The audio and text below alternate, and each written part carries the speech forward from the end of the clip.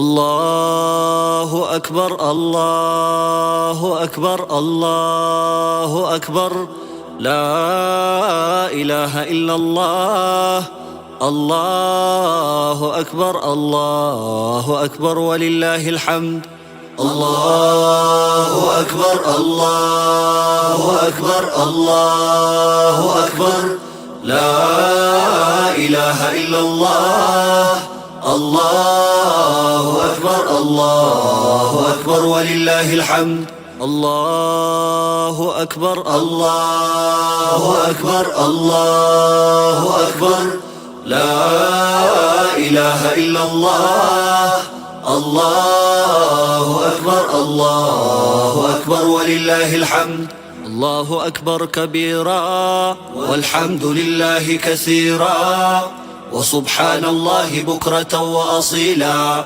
لا إله إلا الله ولا نعبد إلا إياه مخلصين له الدين ولو كره الكافرون لا إله إلا الله وحده صدق وعده ونصر عبده وأعز جنده وهزم الأحزاب وحده لا إله إلا الله والله أكبر اللهم صل على سيدنا محمد وعلى آل سيدنا محمد وعلى أصحاب سيدنا محمد وعلى أزواج سيدنا محمد وعلى أولاد سيدنا محمد وسلم تسليما كثيرا الله أكبر الله أكبر الله أكبر الله أكبر الله أكبر الله أكبر الله أكبر الله أكبر بسم الإله وبه بدينا الله أكبر الله أكبر ولو عبدنا غيره شقينا الله أكبر الله أكبر يا حبذا ربا وحب دينا الله أكبر الله أكبر وحبذا محمد هادينا الله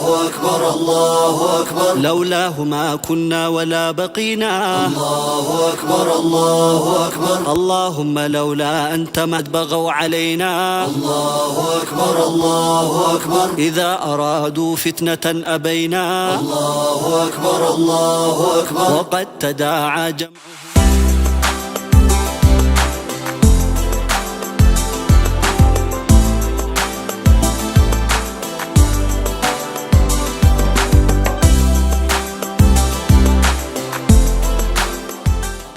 الله أكبر الله أكبر الله أكبر لا إله إلا الله الله أكبر الله أكبر ولله الحمد الحمد لله معيد الجمع والأعياد ليفيض فيه من الخيرات على العباد وأشهد أن لا إله إلا الله وحده لا شريك له شهادة أدخرها ليوم المعاد وأشهد أن محمدًا عبده ورسوله أرسله رحمة للعالمين وقدوة للعالمين فبلغ الرسالة وأدى الأمانة وجاهد في الله حق الجهاد صلى الله عليه وسلم وعلى آله وأصحابه صلاة وسلاما دائمين إلى قيام الأشهاد أما بعد أيها الناس اتقوا الله تعالى واشكروه على نعمة الإسلام بسلمنا ጸጋ ላይ ያደረገልን ጌታ ልናመሰግነው ይገባል።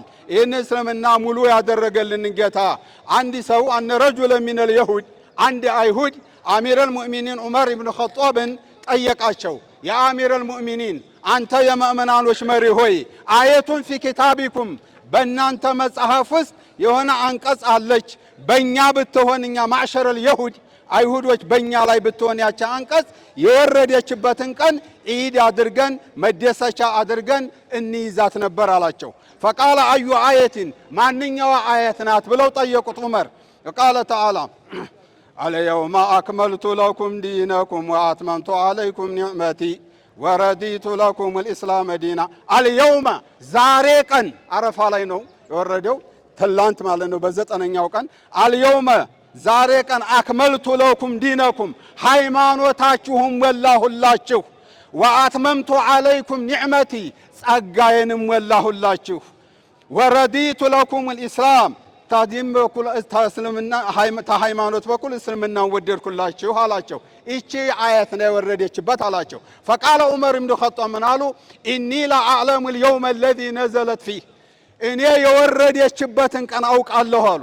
ወልመካነ الذي نزلت فيه የወረደችበትንም ቦታ አውቃለሁ አሉ።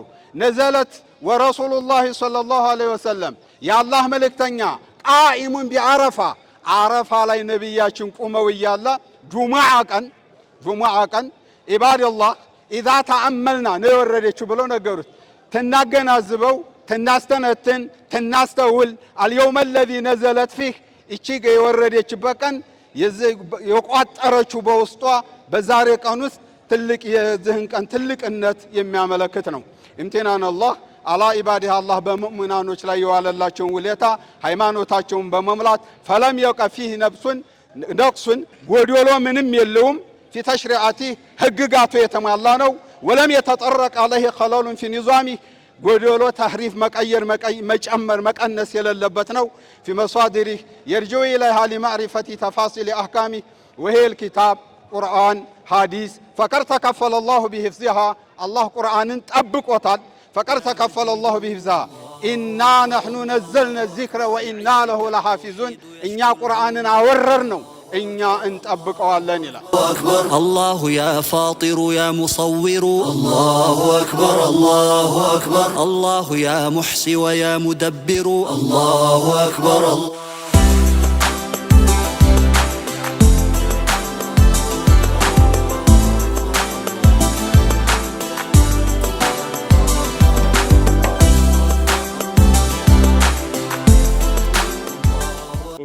هذا لفي الصحف الأولى صحف إبراهيم وموسى الله أكبر الله أكبر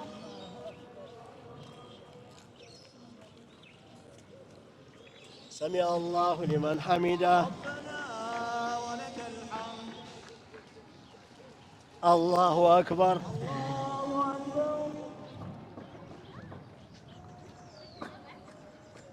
الله أكبر الله أكبر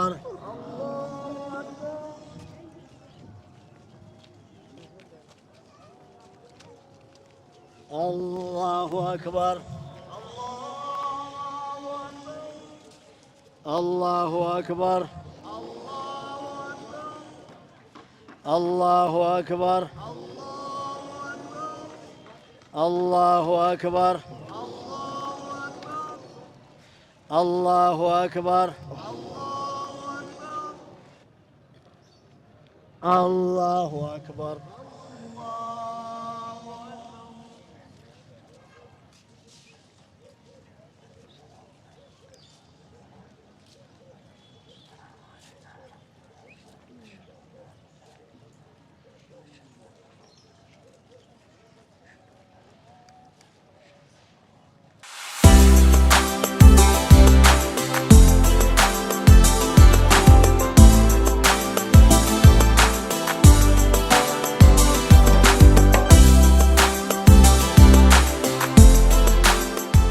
ብስሚላህ ራህማን ራሂም። ይሄ ባህል የእስልምና አምስት መሰረቶች አሉ።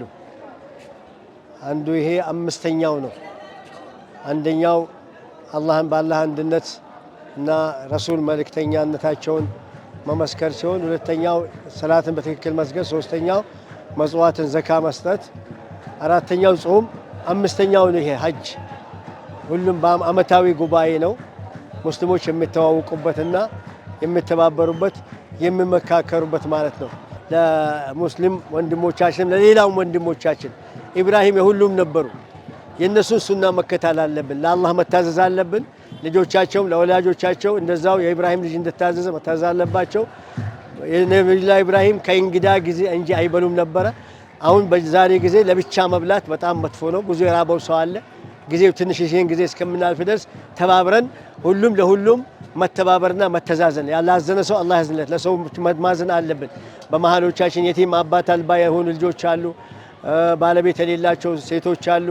መጦሪያ የሌላቸው ሰዎች አሉ።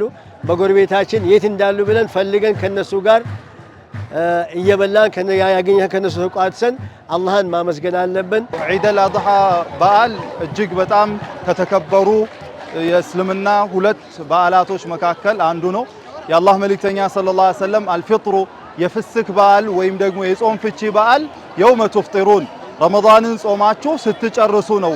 ወልአድሃ ዒድ አልአድሃ ደግሞ የሚባለው የውመ ቱضሑነ ኡድሕያ እርዳችሁን በምታርዱበት ወቅት ነው ብለው የአላህ መልእክተኛ ሰለላሁ ዐለይሂ ወሰለም ተናግረዋል።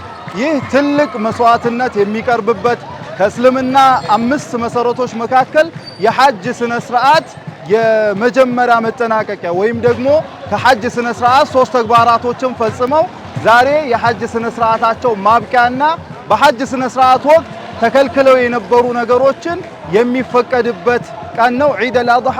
እዛ የተገኘ ሰው የሐጅ ስነ ስርዓቱን ይጨርሳል። ሌላ ቦታ ላይ ያለ አካል ደግሞ ኡድሕያ እርዱን እያረደ የሚያከብረው ትልቅ የሆነ በዓል ነው። የኢብራሂምን አለይሂ ሰላም የእስማኤልን ታዛዥነት የምናስታውስበትና ራሳችንንም ከዛ ጋር የምናስተያይበት ልዩ የሆነ በዓላችን ነው።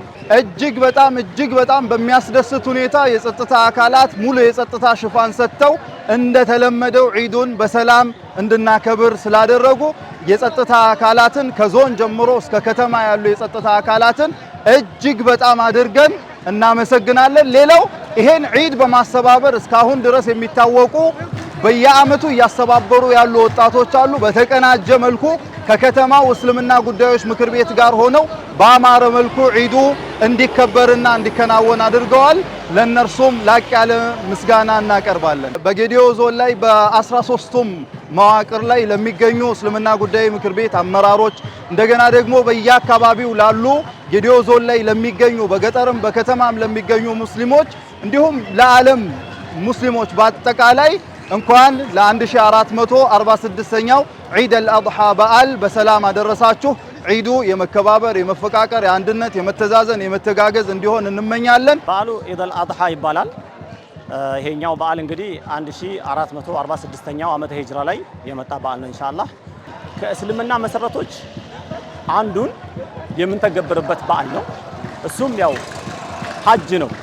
ሐጅን አላህ Subhanahu Wa Ta'ala አቅም የሰጠውና ጥሪ የደረሰው አካል ሄዶ እዛ ቦታ ላይ መካ ቅድስቷ ሀገር ላይ መካ ላይ ሄዶ የሐጅ ስነ ስርዓት የሚፈጸምበት ነው።